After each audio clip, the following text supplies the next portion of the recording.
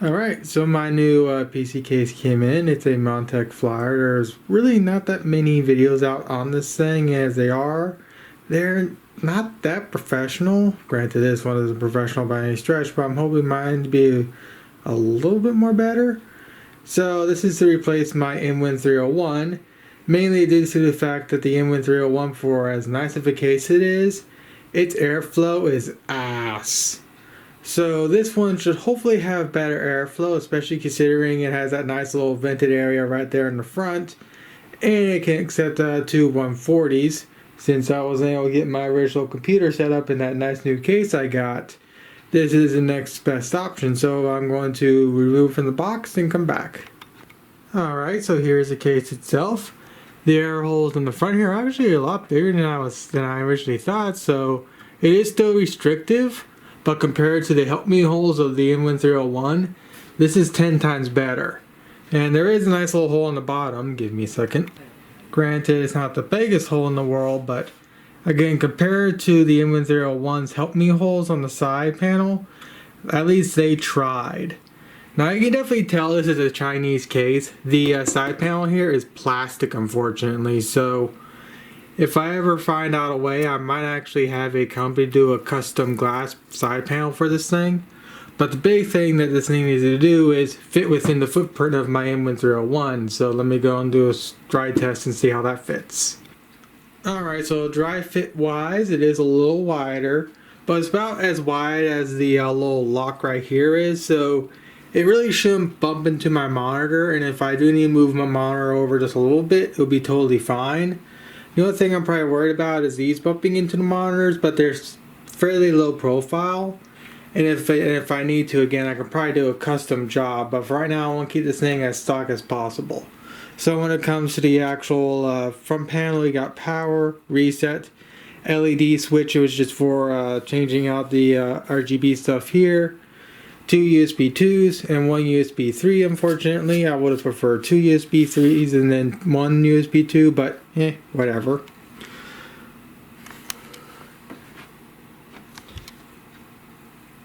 There's one thing I want to mention. The twist screws, or whatever you call these things, at least on mine, they're pretty much tight down to where you can't even pull them off with a finger. But there is a little screwdriver port, so you can just go in there and unscrew them that way,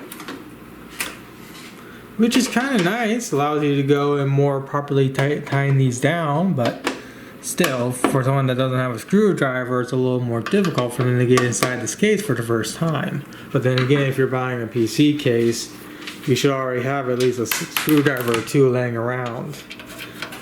So when it comes to the actual other side panel, it is aluminum.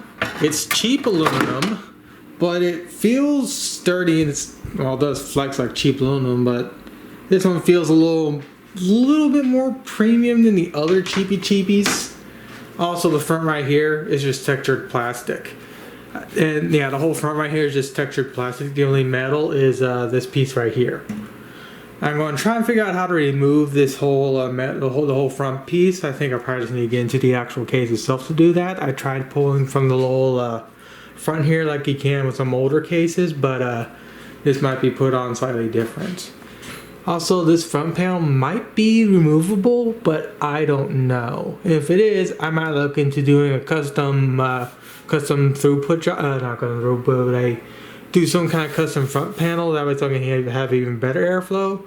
But for right now, I just gotta get this thing popped apart and whatnot. And you may occasionally hear my dumb cat or these things out here. Alright, so I had an idea of how they put the panel on, and they did pretty cheaply. Again, this is a $50 case, so I expect that. But the first modification I'm going to do, replace this garbage ARGB or non-RGB strip with an ARGB strip. And I'm going to slightly modify the way it's designed. That way, so the LEDs don't shine into the actual case and whatnot, and everything shines into this little strip here. That way, so I have everything properly for the case and whatnot. It looks nice and cleaner too. So this is going to be a fairly easy modification. So with that said, there's the first 120 and there's the second 120. I'm going to move these two 120s to the top right here. I'm going to take my two 140s, place them here, And then I'm going to take my 120 I have as my exhaust, which is this very nice expensive Corsair fan. And I'm going to have it right here set to exhaust. So the two 140s are going to be intakes, and the three 120s are going to be exhaust. The actual spacing and whatnot inside the actual case is fairly nice. This is ugly, so I'm going to do something about that, but I'll do that when I figure out the rest of the cable management and whatnot. Speaking of cable management, it's definitely pretty cheap, but compared to the in-wing case, I'll be able to probably cable manage in this one, especially considering the thickness that they have right here. I'm going to be able to cable manage this thing real nice, or at least as nice as I can. And of course, right here is my two hard drive cages, which I'm very happy for, and my bag of goodies. Now, what's this to? This is to the fan. Ew, it has a Molex plug. Ew, which means yes, they are going to be spinning at full speed. Well, that's going to suck. They're going to be noisier than sin. So with that said, I've already made this video long enough. I'm going to start building in this case, and if I find any grievances and whatnot, I'm going to obviously come back. Oh yeah, I think I stated previously, and I'll say it again, when it comes to my in-wing case, I'll be putting my secondary computer into this. I would much prefer to keep my original idea for my main rig, which was what became my father's main computer, which was this right here, but as we all know, that didn't go over so well, unfortunately. You'll be surprised how hard it is to try and find a case of this size and form factor that is within the size constraints I need, which is basically just slightly bigger than the Inwin 301. When I managed to build my original case or get my original computer set up in the Inwin 301, that case fit my area where I sit perfectly, and it's really hard to find the case that fits the exact same dimensions. And this is the closest case I can find with what I hope to be adequate airflow compared to the help me holes of the Inwin 301. These are the help me holes I was talking about. And what makes it even worse is that the cables more or less block the airflow that the help me holes would actually give. So even though this new case kind of doesn't have that much airflow, it is significantly more airflow than this case here. Now my secondary computer probably won't put out that much power or that much heat load, but still. So with that said, I'm going to pull everything out of this case and start working in that one. So I'll be back in maybe 15 minutes. Alright, I found my first complaint. When it comes to my motherboard, I have a hole right here. But on the actual case itself, there's no actual place for it. There's a hole right here, but there's none right here. But luckily it does give you extra standoffs. I was able to get the holes that go right over here. But it looks like all the standoffs are pretty much good to go right out of the gate. I just have to place these two down. So I'm going to put this in the motherboard, or put this in the case and continue building and come back if I see anything else that kind of annoys me. The manual is complete e-waste. There's nothing telling you what screws to do what, but luckily this isn't my first build, so I know what I need to do when it comes to actually screwing down the motherboard. The screws that look like this are for the motherboard. I think these are radiator screws, but I don't know, I don't have an AIO. I believe these grommets are for if you had a glass side panel. This thing comes with an acrylic, so if I somehow manage to do a glass side panel from a custom manufacturer, I might be able to use these. And these right here should be for the power supply and the hard drive mounts. So that's also that, and they give you extra little thumb screws, so if you don't like the white ones, you can swap over to the black ones, which is interesting. And I'm fairly certain these long ones are absolutely radiator screws. They even come with a PC speaker, which is nice, but I don't think my motherboard has one. But yeah. Also, they do come with extra little standoffs, which is nice. But yeah. One of the nice things about cases like this is that a lot of things are modular. The front I/O panel is fully removable with just 2 screws. One screw here, and one screw right in there. And doing this allows me to do modifications or just generally fixing stuff. And if the USB 3.0 port shits itself because I have a USB 3.0 in my lean case that died, I'm able to replace the port on this while the USB 3 ports on that thing are shit. And that thing only has USB 3s. This one has a backup for USB 2s. So technically my in-win case does work, but the USB 3 ports in the front are flaky. While this one, I just simply unscrew the little USB 3 port right here. Sorry about the autofocus. I just buy a new one, unscrew this one, and put a new one in there like nothing happened.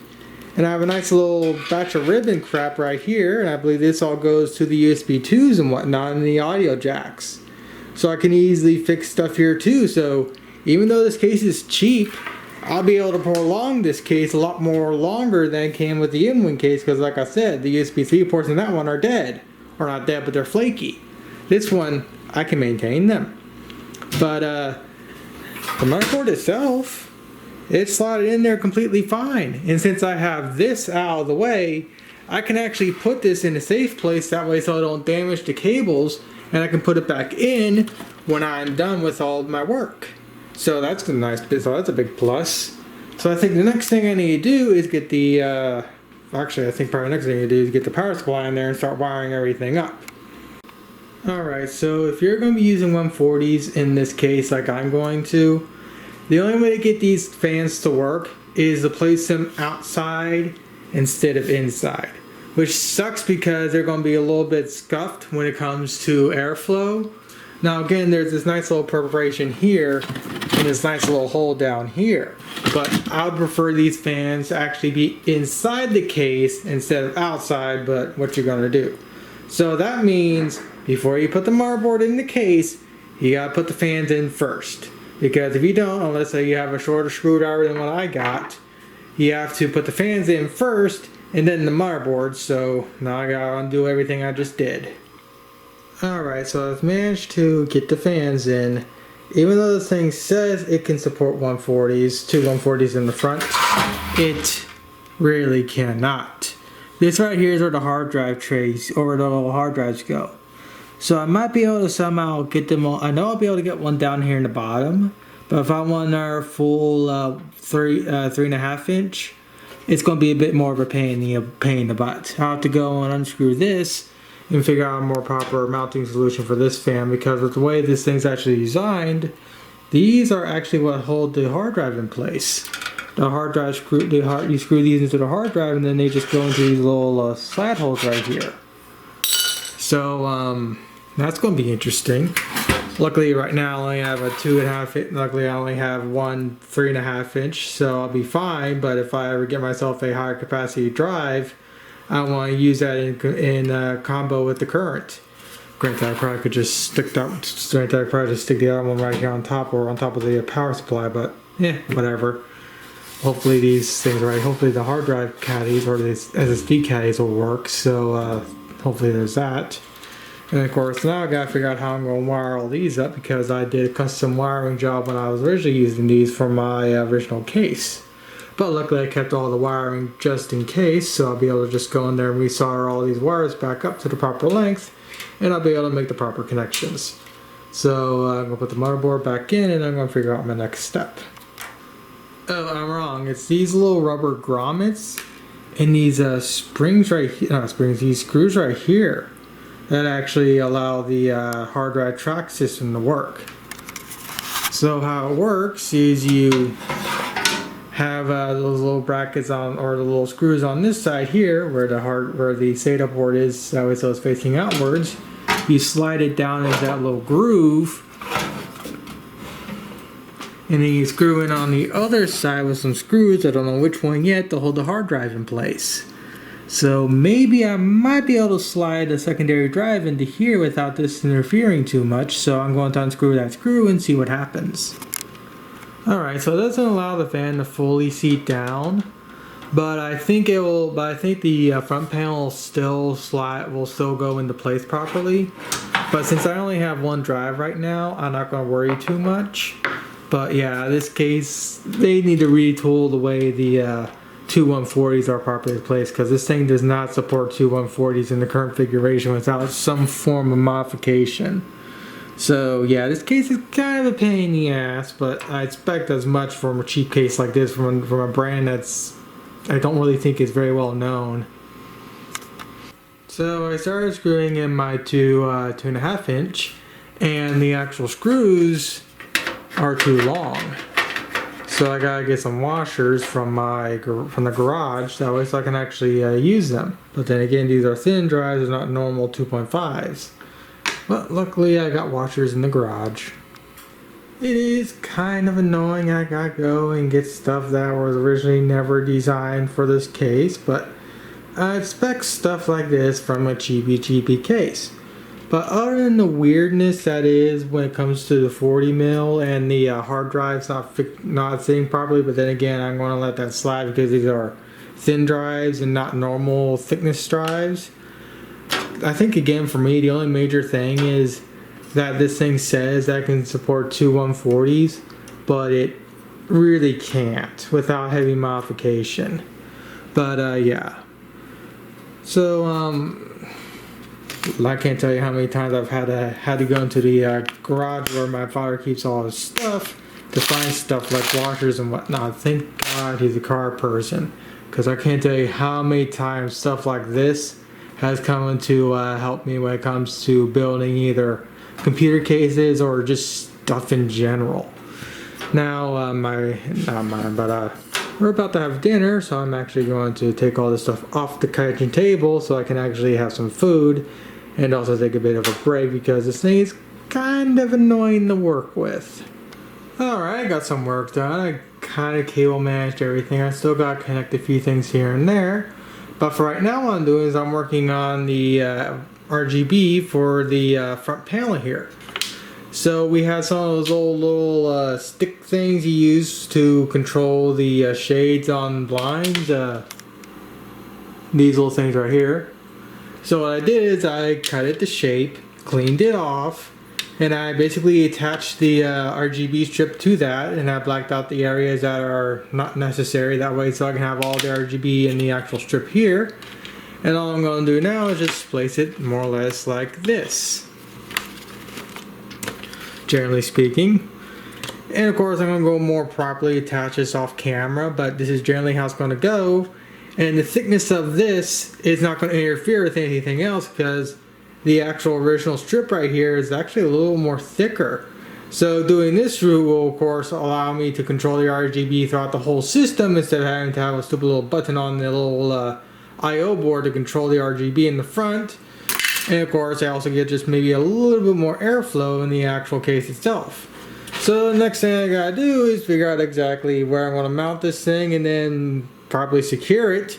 Do a few more odds and ends right here to make sure it's all nice and blacked out so only lights go into the actual little thing here. And then attach this to the front and then clean up the rest, and not clean up, but get the rest of the case put together and whatnot. I still got to wire up this other little header and whatnot, but I'll do that when I get the actual front panel installed and whatnot. So I'll come back when I get all this figured out. Alright, it's fairly basic, but it'll do the job just fine. So all I gotta do now is put the front plate back on, figure out how I'm gonna wire everything up, and theoretically when I turn the computer on, hopefully it turns on, that I should have full RGB control over this little strip right here, including the 140mm fans. Of course I do plan on getting some ARGB fans for both the top here, and I'm going to replace this Corsair fan because I'm going to use this Corsair fan in my secondary, but for right now I'm going to use it in my main. So now I'm going to wire everything else up and then come back. Alright, got the ARGB all set up and wired. It's kind of a nightmare, but everything's all in its own little area and whatnot.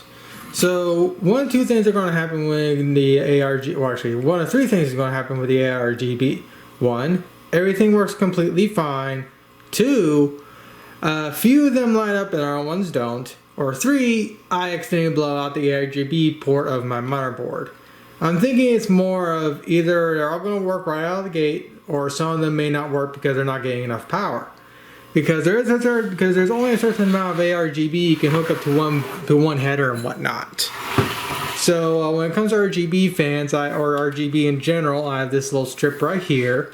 Of course, I have the two 140s right here, and I have the one strip right here, which may not seem like much, but I may overload the actual ARGB header of my motherboard. And if that's the case, what I'm going to do is I'm going to splice off the 5-volt lead or the 5-volt power, and I'm just going to plug it directly into the power supply. That way, so these RGB strips will get all the voltage that they require to run without blowing out the ARGB. Because when it comes to the ARGB on the 5-volt lead, all you really need is just the data and ground, because that's really all you need to power these. So with that said, I'm going to go more properly mount this down and then get the rest of this case put together and come back. Alright, so it's not the best in the world, but when I get new fans and whatnot and get more RGB crap, I'm going to be getting a proper RGB hub and whatnot. And once that happens, then I'll spend even more time fully cable managing everything and hiding all the cables in their proper channels and making the back look immaculate. Now with that said, since I don't have any of that stuff, I'm just going to have it all over the place, just in a way to where I know it works, and it can be like that until I get it. And again, like I said, till I get the new fans and of course the new hub. So with that said, now to put the side panel, now put both side panels on, put the video card in, and take it to my room and see what happens. Alright, so I got all the front header IO crap all installed also. It definitely makes it a little more of a mess. But then again, I've been working on this for quite a few hours and I just want to get this thing put together and see if it works. Like I said, once I get those new fans, I'm going to put a lot more effort into making this thing look nice. Or I might actually hold off until I get myself a new motherboard. But with that said, I'm going to now close everything up, put the card in, and take it into my room. Alright, time to see what it does. I flip the power to the power supply, so when I turn it on, it should turn on.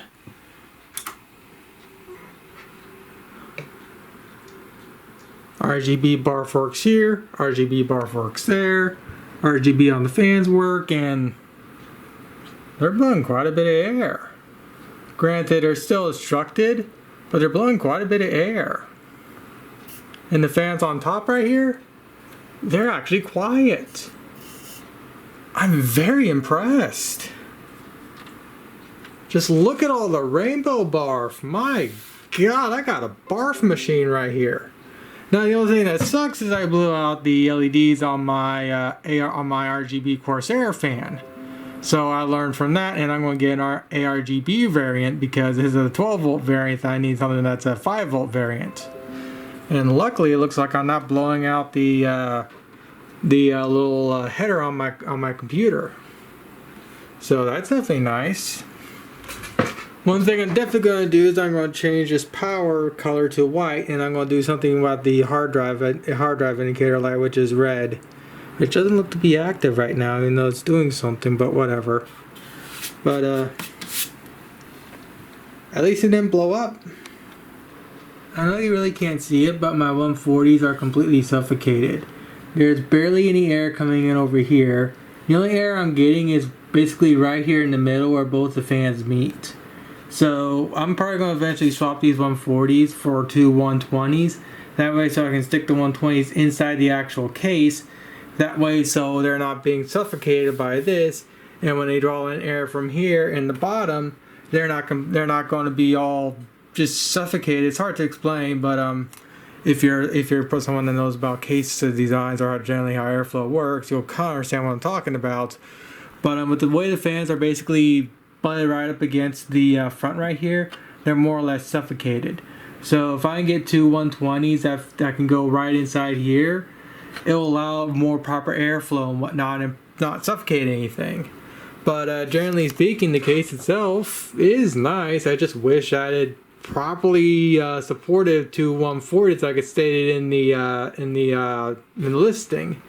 I mean, hell, at the very least, put some holes right here and just move the hard drive tray back some.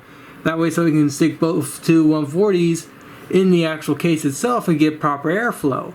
But that can easily be resolved by two 120s, like I said. So I guess now what I need to do is put the side panel on and just generally see how it runs. Well, one thing's for certain: when I get my new motherboard, it will not being our ASRock board. With that said, I've managed to get the RGB to change. All I had to do is hit a BIOS, or BIOS, however you pronounce it.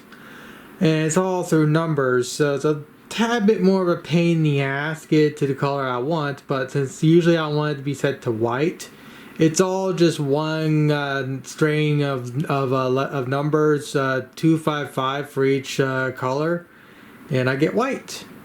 So with that, everything seems to be more or less fine, other than the two 140s being utterly choked in the front. But that pretty much sums up the rest of this video.